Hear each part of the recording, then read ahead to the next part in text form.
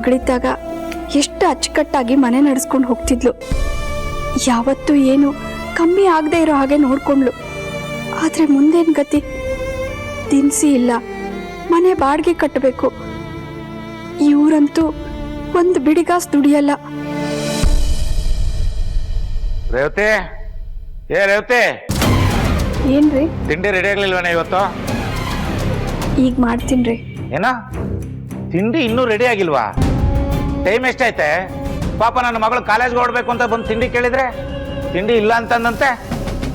10 ನಿಮಿಷ ಉಪ್ಪಿಟ್ಟು ಮಾಡ್ತಿದ್ದೀನಿ. ಏನು ಬೇಕಾಗಿಲ್ಲ.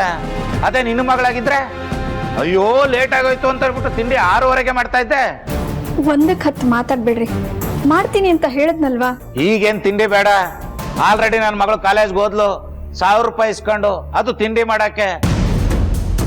ಅಪ್ಪ ನಂಗೆ ಕಾಲೇಜ್ಗೆ ಹೋಗ್ತೀನಿ, ತಿಂಡಿ ಮಾಡಕ್ 1000 ರೂಪಾಯಿ ಕೊಡು ಅಂತ ಇಸ್ಕೊಂಡು ಹೊರಟೋದ್ಲು. ಏನು ತಿಂಡಿಗೆ 1000ನಾ? ಇಲ್ಲಪ್ಪ, ನನಗೆ ಬುಕ್ ತಗೋಬೇಕು, ಜೆರಾಕ್ಸ್ ಮಾಡಿಸ್ಬೇಕು, ಇನ್ನು ಏನೇನಕ್ಕೂ ಬೇಕು ಅಂತ ಓದ್ಲು. ಅದಕ್ಕೆ ಯಾಕ್ರಿ 1000? 100-200 ರೂಪಾಯಿನಲ್ಲಿ ಎಲ್ಲ ಮುಗ್ದೋಗುತ್ತೆ. ಹೌದೌದು, ಮುಗಿಯುತ್ತೆ. ಹೇ ರೇವತಿ, ಇನ್ನು ಯಾವ ಕಾಲದಲ್ಲೇ ಇದೆಯಾ ನೀನು? ರೇವತಿ, ಈಗಿನ ಕಾಲದಲ್ಲಿ 100-200 ಎಲ್ಲ ಏನಕ್ಕೂ ಬರಲ್ಲ. ಈಗೇನಿದ್ರು 1000-2000 ಅಷ್ಟೇ. ರೇವತಿ, ಹೇಳ್ತೀನಿ ಅಂತ ಬೇಜಾರಾಗ್ಬೇಡ. ಇದೇ ನಿನ್ನ ಮಗಳು ಆರಾಧನ ಕೇಳಿದ್ರೆ ಕೊಡ್ತಾ ಇರ್ಲಿಲ್ವಾ? ಅವಳಿಗೆ ದುಡ್ಡಿನ ಬೆಲೆ ಏನು ಅಂತ ಗೊತ್ತು ರೀ. ಅವಳಿದ್ದಾಗ ಅವಳು ಕೂತ್ರೆ ತಪ್ಪು, ನಿಂತ್ರೆ ತಪ್ಪು ಅಂತ ಹೇಳ್ತಿದ್ರಿ. ಅವಳಿಗೆ ಗಂಡನ ಮನೆಗೆ ಹೋದ್ಮೇಲೆ ಅವಳು ನಮ್ಮನ್ನೆಲ್ಲ ಎಷ್ಟು ಚೆನ್ನಾಗಿ ನೋಡ್ಕೋತಿದ್ಲು ಅಂತ ಇವಾಗಾದ್ರೂ ನಿಮಗೆ ಅರ್ಥ ಆಗಿರ್ಬೇಕಲ್ವಾ? ಈ ಯಾರದನ್ನ ಇದ್ದಿದ್ರೆ ಎಲ್ಲ ಅವಳೇ ನೋಡ್ಕೊತಾ ಇದ್ಲು, ಈ ತಲೆ ಬಿಸಿನ ಇರ್ತಾ ಇರ್ಲಿಲ್ಲ. ಈಗ ನೋಡು, ಎಲ್ಲ ನನ್ನ ತಲೆ ಮೇಲೆ ಬಂದಿದೆ. ನೋಡ್ರೇವತಿ, ಮನೆ ನಡೆಸ್ತೀನಿ ಅಂತ ಪೋಸ್ ಕೊಟ್ಮೇಲೆ ನಡೆಸ್ಲೇಬೇಕು. ಇಷ್ಟಕ್ಕೂ ನಾನು ಸುಮ್ಮನೆ ಮಾತುಗಂದಷ್ಟೇ. ಅದಕ್ಕೆ ನೀನು ಇಷ್ಟೆಲ್ಲ ಬಿಲ್ಡಪ್ ಕೊಡ್ಬೇಡ.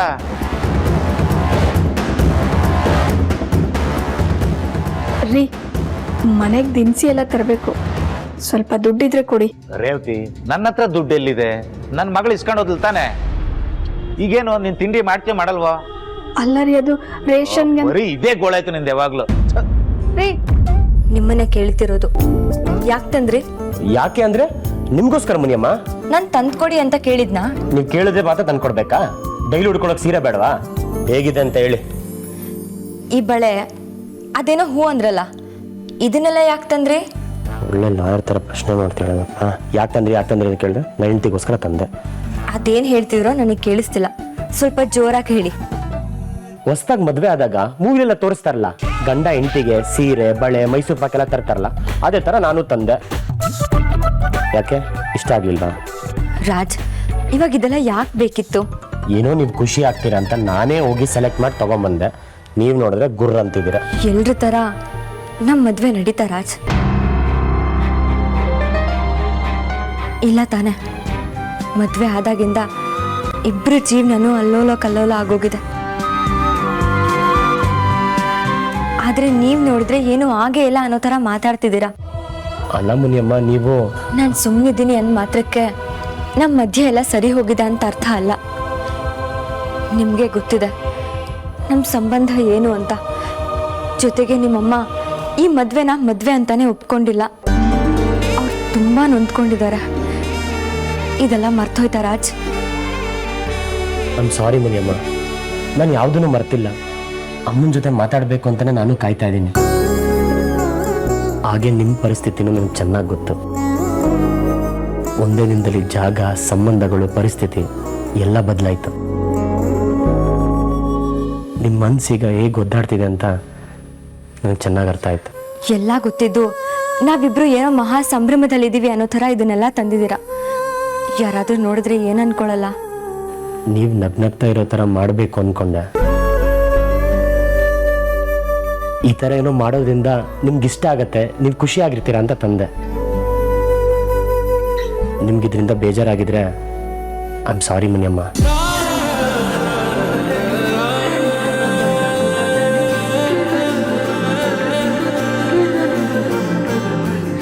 ನನ್ನನ್ನು ಈ ಬಳೆ ಹಳೆ ಸೀರೆ ಎಲ್ಲ ಖುಷಿ ಪಡಿಸಲ್ಲ ರಾಜ್. ನನಗಾಗಿರೋ ನೋವಿಗೆ ಇದ್ಯಾವುದು ಔಷಧಿ ಅಲ್ಲ.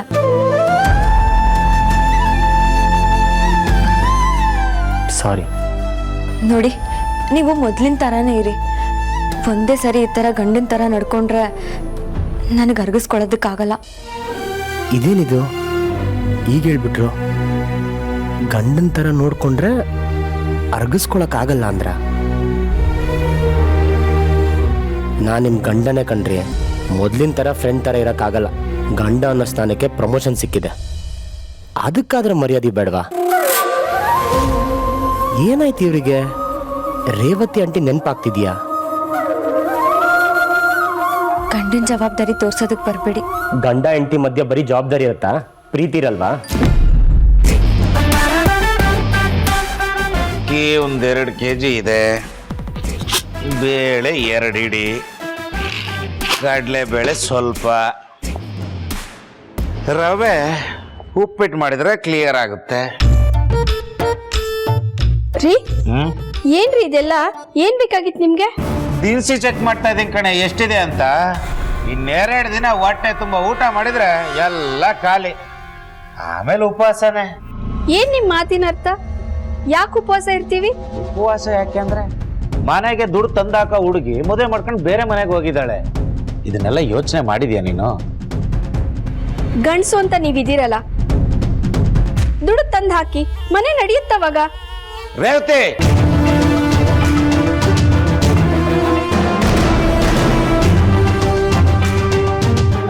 ಇದಕ್ಕೆ ನೋಡಿ ನಿಮ್ದು ಅಡ್ಡಿ ಅನ್ನೋದು. ನಮ್ಮ ಮಗಳು ಶ್ರೀಮಂತರ ಮನೆ ಸೊಸೆ, ಹೂ ಜೊತೆ ನಾರು ಸ್ವರ್ಗಕ್ಕೆ ಹೋಯ್ತಂತೆ. ಹಂಗೆ ನಾವು ನಮ್ಮ ಮಗಳ ಜೊತೆ ಉದ್ಧಾರ ಆಗೋಣ ಅನ್ಕೊಂಡ್ರೆ ನೀವಿದಿರಲ್ಲ ಗಂಡ್ಸು ದುಡಿರಿ ಅಂತೀಯಲ್ಲ. ಈ ವಯಸ್ಸಲ್ಲಿ ಆಗುತ್ತೇನೆ? ಗೊತ್ತಿತ್ತು ರೀ, ನನಗ್ ಗೊತ್ತಿತ್ತು. ಅದೇನೋ ಹೇಳ್ತಾರಲ್ಲ, ಅತಿ ವಿನಯಂ ಧೂರ್ತ ಲಕ್ಷಣಂ ಅಂತ. ನೀವ್ ಹೀಗೆ ಬೆಣ್ಣೆ ತರ ಮಾತಾಡ್ದಾಗ್ಲೇ ಅನ್ಸಿತ್ತು ನಿಮ್ ತಲೆನಲ್ಲಿ ಇಂಥದೇ ಒಂದ್ ಯೋಚನೆ ಓಡಾಡ್ತಿರತ್ತೆ ಅಂತ. ದಯವಿಟ್ಟು ಈಗ್ಲಾದ್ರೂ ಆರಾಧನಂಗೆ ನೆಮ್ಮದಿಯಾಗಿರಕ್ ಬಿಡಿ. ರೇವತಿ, ನೀನು ನನ್ನನ್ನ ತಪ್ಪು ತಿಳ್ಕೊತಾ ಇದೀಯ. ಪಾಪ ನನ್ನ ಮಗಳು ಅಲ್ಲಿ ನೆಮ್ಮದಿಯಾಗಿರ್ಲಿ ಅಂತಾನೆ ನಾನು ಇಷ್ಟೆಲ್ಲ ಹೇಳ್ತಾ ಇರೋದು. ನಿಜ ಕಣೆ, ಇಡೀ ಮನೆ ಜವಾಬ್ದಾರಿ ಅವಳ ತಲೆ ಮೇಲೆ ಇತ್ತು. ಈಗ ದಿಢೀರಂತ ಮದುವೆ ಮಾಡ್ಕೊಂಡು ಹೋದ್ಲು. ಅಂತ ವೈಭೋಗ ಆ ಮನೇಲಿ ಇದ್ರೂ ಅವಳ ಮನ್ಸು ಈ ಮನೆ ಕಡೆನೇ ಯೋಚನೆ ಮಾಡ್ತಾ ಇರುತ್ತೆ. ಅಪ್ಪ ಅಮ್ಮ ಉಂಡ್ರ ತಿಂದ್ರ ಅಂತ ತಲೆ ಕೆಡ್ಸ್ಕೊಂಡಿರ್ತಾಳೆ. ಯಾಕೆ ಹೇಳು? ಅವಳಿಗೂ ಗೊತ್ತು ಈ ಮನೇಲಿ ಏನೂ ಇಲ್ಲ ಅಂತ. ಅವ್ರ ಮನೆ ಚೆನ್ನಾಗಿದ್ರೆ ಒಂದ್ ಹೆಣ್ಣು ಗಂಡನ ಮನೇಲಿ ನೆಮ್ಮದಿಯಾಗಿರೋದು. ಅದ್ರಲ್ಲೂ ಅವಳ ಮನೆ ಕಡೆ ಸಂಪತ್ತು ತುಂಬಿ ತುಳುಕ್ತಾ ಇರುವಾಗ ನಮಗ್ ಸಹಾಯ ಮಾಡಕ್ ಕಾಯ್ತಾ ಇರ್ತಾಳಲ್ವಾ? ಆ ಸಹಾಯ ನಾವು ತಗೊಂಡ್ರೆ ಏನೇ ತಪ್ಪು? ಸಹಾಯ ತಗೊಳ್ಳೋದು ಹಾಗಿರ್ಲಿ, ನನ್ ಮಗಳು ನನ್ನ ಹತ್ರ ಸರಿಯಾಗಿ ಮಾತಾಡ್ತಾನೆ ಇಲ್ಲ, ಆ ಚಿಂತೆ ನನ್ಗೆ. ಅಯ್ಯೋ ಯಾಕೆ ರೇವತಿ, ಅಮ್ಮ ಮಗಳು ಬೇರೆ ಆಗ್ಬಿಟ್ರೆ ಹೆಂಗೆ? ಅವಳ ಕೋಪ ಸರಿಯಾಗೇ ಇದೆ. ಅವಳ ವಿಚಾರದಲ್ಲಿ ತಪ್ಪು ಮಾಡಿದೀನಿ ನಾನು. ನೀನೇನೇ ತಪ್ಪು ಮಾಡಿದ್ಯಾ? ಅವಳನ್ನ ಗಂಡನ ಮನೆಗೆ ಮದುವೆ ಮಾಡಿ ಕಳಿಸಿ ಒಳ್ಳೇದೇ ಮಾಡಿದೀಯಲ್ಲ. ನೋಡು, ಏನೇ ಆಗ್ಲಿ ಅಮ್ಮ ಮಗಳ ಸಂಬಂಧ ಕಡ್ದೋಗುತ್ತೇನೆ.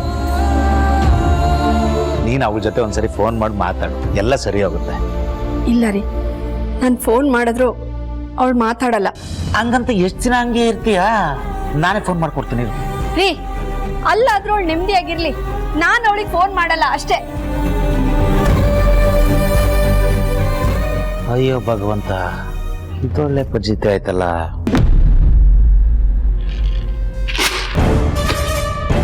ರೇಷನ್ ನೋಡಿದ್ರೆ 2 ದಿನಕ್ಕೆ ಖಾಲಿ ಆಗುತ್ತೆ. 3ನೇ ದಿನದಿಂದ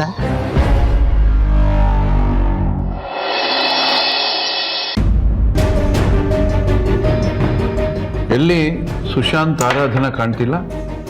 ತಿಂಡಿಗೆ ಅವ್ರನ್ನ ಕರೀಲಿಲ್ಲ? ನಾನು ಕರ್ಕೊಂಬರ್ತೀನಿ. ಆಯ್ತು ಮಗ. ಅಮ್ಮು ಕುತ್ಕೋ, ನಾನು ನಮ್ಮ ಮನೆಯವ್ರನ್ನ ಕರೆದಿದ್ದೀನಿ, ಎಲ್ಲರೂ ತಿಂಡಿ ಶುರು ಮಾಡಿ. ನಮ್ಮನೆಯವರ? ಏನದ್ರ ಅರ್ಥ? ಸಾವಿತ್ರಿ ಯಾಕೆ ಹಠ ಸಾಧಿಸ್ತಾ ಇದೆಯಾ? ಮಕ್ಕಳು ತಪ್ಪು ಮಾಡ್ತಿರ್ತಾರೆ, ದೊಡ್ಡವರು ಅದನ್ನ ಕ್ಷಮಿಸ್ಬೇಕು. ಅದೇ ನಮ್ಮ ದೊಡ್ಡತನ. ಇಲ್ಲ ರೀ, ನನ್ನಿಂದ ಈ ತಪ್ಪನ ಕ್ಷಮಿಸಕ್ಕಾಗಲ್ಲ. ನೀವು ದಯವಿಟ್ಟು ಸುಮ್ಮನಿದ್ಬೇಡಿ, ನನಗೇನು ಹೇಳ್ಬೇಡಿ.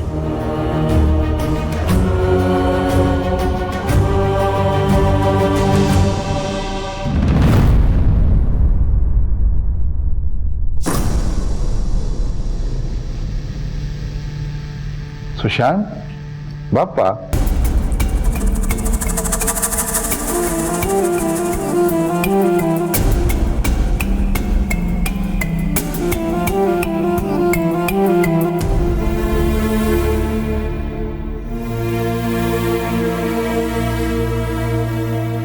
ನನನ್ ಬಿಟ್ಟು ತಿಂಡಿ ಶುರು ಮಾಡ್ಬಿಟ್ಟಿದ್ದೀರಾ?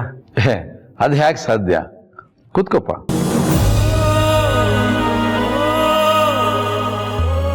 ಹೌದು, ಎಲ್ಲಿ ನಿನ್ ಶ್ರೀಮತಿ?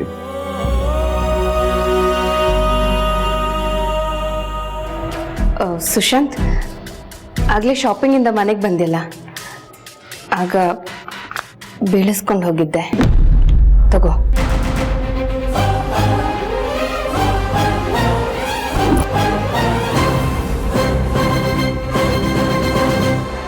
ಅದು ಆರಾಧನವ್ರಿಗೆ ಅಂತ ತಂದಿದ್ದು.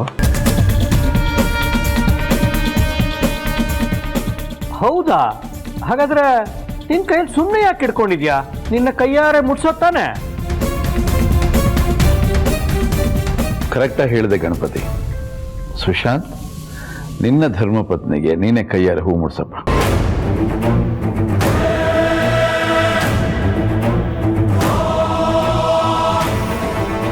ಅಯ್ಯೋ ಮುಡ್ಸಪ್ಪ.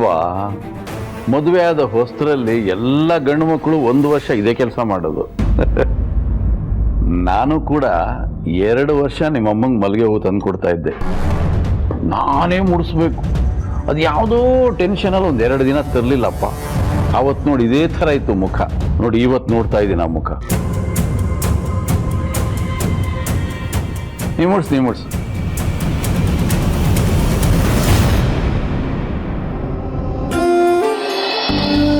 ಕುತ್ಕೋಪ್ಪ. ಮಂಜುಳಾ, ಬಾ, ನೀನೇ ಎಲ್ರಿಗೂ ತಿಂಡಿ ಬಡಿಸು. ಸಾವಿತ್ರಿ. ಸುಶಾಂತ್, ಅಮ್ಮನ ಮನ್ಸು ಹೇಗಿದೆ ಅಂತ ನಿನಗೆ ಗೊತ್ತಲ್ವಾ? ಸ್ವಲ್ಪ ದಿನ ಅವಳ ಪಾಡುಗಳನ್ನ ಬಿಟ್ಬಿಡು. ನೀವಿಬ್ರು ಬೇಜಾರು ಮಾಡ್ಕೋಬೇಡಿ. ಈ ಮನೆ ಪರಿಸ್ಥಿತಿ ಸರೋಗೋದಕ್ಕೆ ಸ್ವಲ್ಪ ಸಮಯ ಬೇಕಾಗತ್ತೆ. ಸ್ವಲ್ಪ ತಾಳ್ಮೆಯಿಂದ ಇರು. ಮಂಜುಳಮ್ಮ, ಬಡ್ಸಮ್ಮ, ಕೂತ್ಕೊಂಬಲ್ಲ. ಏ ರೇವತಿ, ಯಾಕೆ ಹಿಂಗ್ ಕಣ್ಣೀರ್ ಹಾಕೊಂಡು ಕೂತಿರ್ತೀಯ? ಮೊದ್ಲೇ ಮನೆ ತುಂಬಾ ಬಡತನ ಇದೆ.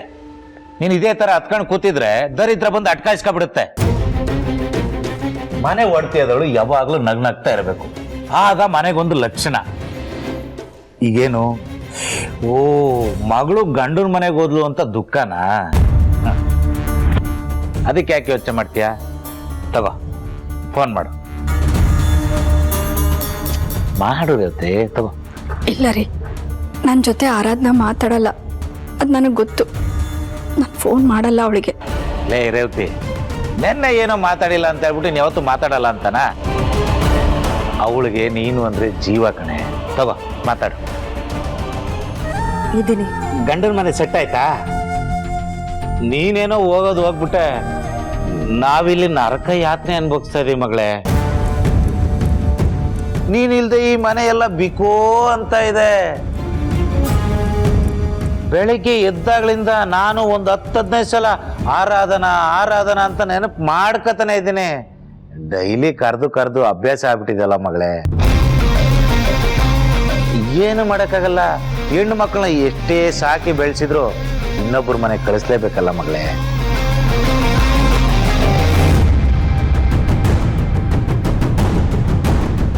ಯಾಕೆ ಮಗಳೇ ಏನು ಮಾತಾಡ್ತಾ ಇಲ್ಲ? ಬೇಜಾರಾಗ್ತಾ ಇದೆಯಾ? ಹಾಗೇನಿಲ್ಲ. ನನಗೆ ಗೊತ್ತು ಮಗಳೇ, ನಿನಗೂ ನಮ್ಮನ್ನ ನೋಡ್ಬೇಕು ಅಂತ ಅನ್ನಿಸ್ತಾ ಇದೆ. ಆದ್ರೆ ನೀನು ಹೇಳ್ಕತಾ ಇಲ್ಲ ಅಲ್ವಾ? ನನ್ನ ಮಗಳ ಮನಸ್ಸು ನನಗೆ ಗೊತ್ತಾಗಲ್ವಾ? ಹೌದು, ಹಳೆಯಂದ್ರೆ ಏನ್ ಮಾಡ್ತಾ ಇದಾರೆ. ತಿಂಡಿ ಎಲ್ಲ ಆಯ್ತಾ ಮಗಳೇ? ನಿನಗೇನು ಬಿಡಮ್ಮ, ಅಡುಗೆ ಮಾಡಕ್ಕೆ ಅಂತಾನೆ ಕೆಲಸದವ್ರು ಇರ್ತಾರೆ. ಕೈಗೊಬ್ರು ಕಾಲ್ಗೊಬ್ರು ಆಳುಗಳಿರ್ತಾರೆ. ಅದೃಷ್ಟ ಅಂದ್ರೆ ನಿಂದೆ ನೋಡು ಮಗಳೇ. ಅಷ್ಟಿಲ್ದೆ ದೊಡ್ಡವ್ರು ಹೇಳ್ತಾರ ಕೈ ಕೇಸರಾದ್ರೆ ಬಾಯಿ ಮೊಸರು ಅಂತ. ಏನೇ ಹೇಳು, ಅಷ್ಟೆಲ್ಲ ಕಷ್ಟಪಟ್ಟಿದ್ದಕ್ಕೂ ಆ ದೇವರು ಕೊನೆಗೂ ನಿಂಗೆ ದಡ ಸೇರಿಸ್ಬಿಟ್ಟ. ಸರಿ ಮಗಳೇ, ಅಮ್ಮ ಮಾತಾಡ್ಬೇಕಂತೆ, ಕೊಡ್ತೀನಿ ಇರು. ಬೇಡ ಸರ್. ಅಯ್ಯೋ ಯಾಕಮ್ಮ? ಅಮ್ಮಂಗೆ ಬೇಕಾಗಿದ್ದು ನಾನು ಆ ಮನೆಯಿಂದ ಹೊರಗೆ ಹೋಗೋದು. ಈಗ ಅದೇ ಆಯ್ತಲ್ಲ, ಇನ್ನೇನು ಉಳ್ದಿದೆ? ಅಮ್ಮ ಏನೇನು ಮಾತಾಡಬೇಕು ಎಲ್ಲಾನು ನೆನ್ನೆನೆ ಮಾತಾಡಿ ಕಳಿಸಿದ್ದಾರೆ. ಅದಿನ್ನೂ ಕಿವಿಲ್ ಗುಯಿ ಅಂತಿದೆ.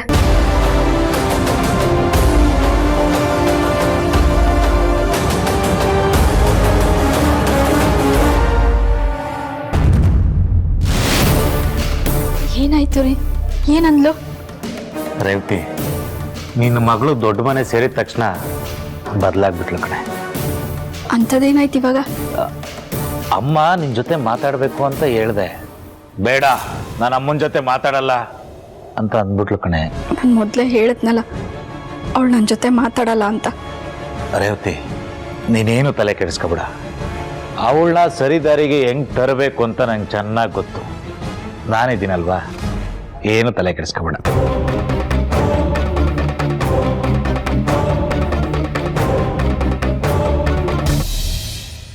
ಸುಶಾಂತ್,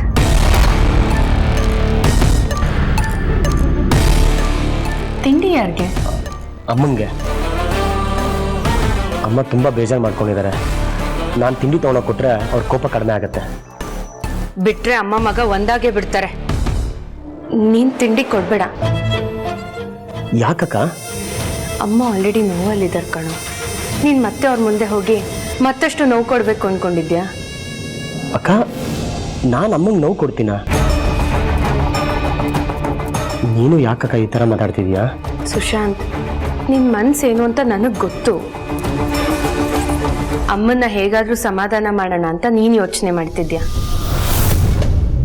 ಆದ್ರೆ ಅಮ್ಮ ನಿನ್ ಮೇಲೆ ತುಂಬಾ ಕೋಪ ಮಾಡ್ಕೊಂಡಿದ್ದಾಳೆ.